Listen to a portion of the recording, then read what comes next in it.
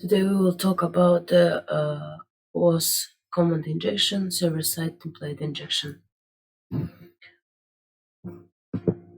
Goal of the lesson: in this lecture, we explain what OS command injection is and describe how the vulnerabilities can be detected and exploited. We also show you some useful commands and the techniques for different operating systems and describe how to prevent OS command injection. OS command injection is also known as shell injection. It allows an attacker to execute operating system commands on the server that is running an application and typically fully compromise the application and its data. Often an attacker can leverage an operation system command injection vulnerability to compromise other parts of the hosting infrastructure and exploit trusting relationships to pivot the attack to other systems within the organization. In this example, a shopping application lets the user view whether an item is in stock in a particular store. This information is accessed via the URL, this one, yes. To provide the stock information, must query various legacy systems. For historical reasons, the functionality is implemented by calling out the shell command with the product and the store IDs as argument here. Stock report PL38129, yes, 19. This command outputs the stock status for the specified item, which is returned to the user. The application implements no defenses against OS command injection, so an attacker can submit the following input to execute an arbitrary command. Stackho PL echo this command, yes. If this input is submitted in the product ID parameter, the command executed by the application is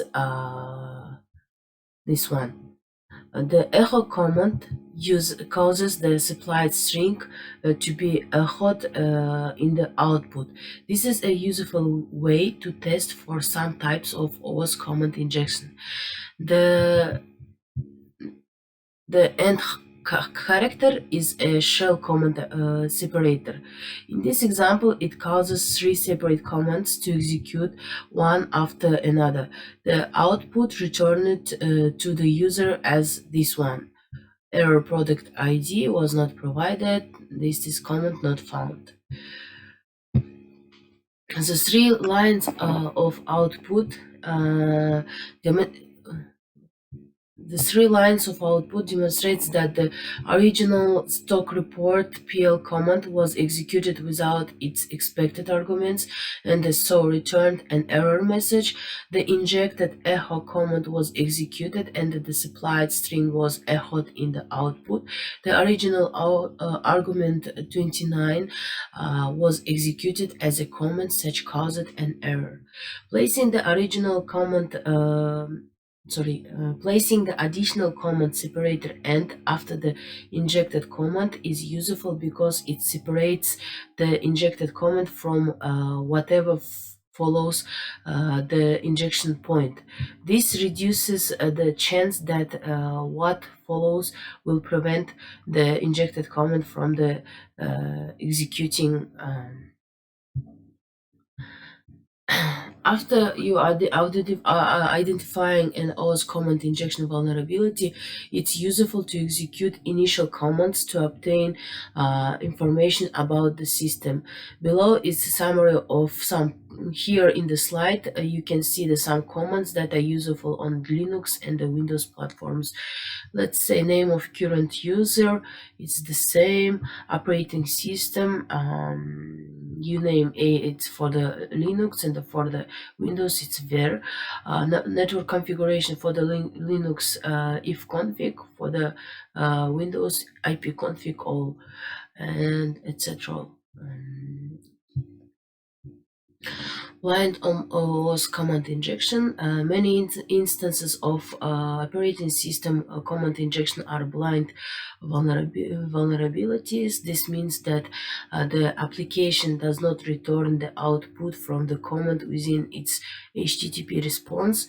Blind vulnerabilities can still be exploited, but different techniques are required.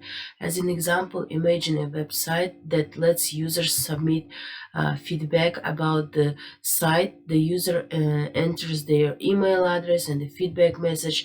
The server-side application then generates an email to a site administrator containing the feedback. To do this, it calls out to the mail program with the submitted details. Let's say mail, this is a grid from peternormaluser.net, and the feedback, this one. Yes. The output from the mail command is not returned in the application's responses, so using the echo payload won't work. In this situation, you can use a variety of other techniques to detect and exploit a vulnerability. You can use an injected command to trigger a time delay, enabling you to confirm that the command was executed based on the time that the application takes to respond.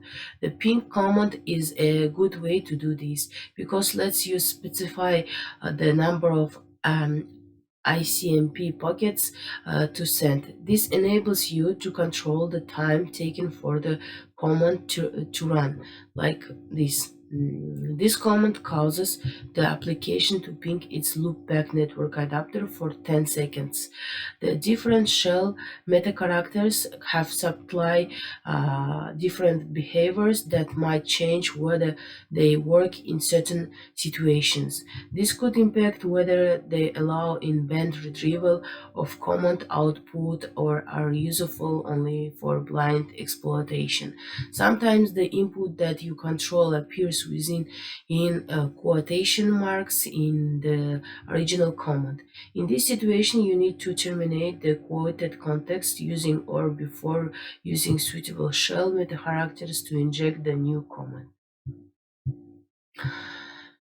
How to prevent OS command injection attacks? The most effective way to prevent OS command injection vulnerabilities is to never call out to operation system commands from application layer code. In almost all cases, there are different ways to implement the required functionality using safer platform APIs. If you have to call out to OS command with user supplied input, then you must perform strong input validation.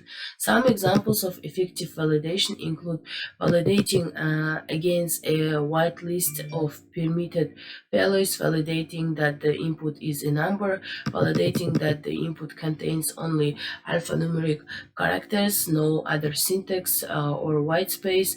Never attempt to sanitize input by escaping shell meta characters in practice. Uh, this is just too error-prone and vulnerable to being bypassed by a skilled attacker. Never attempt to sanitize input by escaping shell meta characters. In practice, this is just too error-prone and vulnerable to being bypassing by a skilled attacker.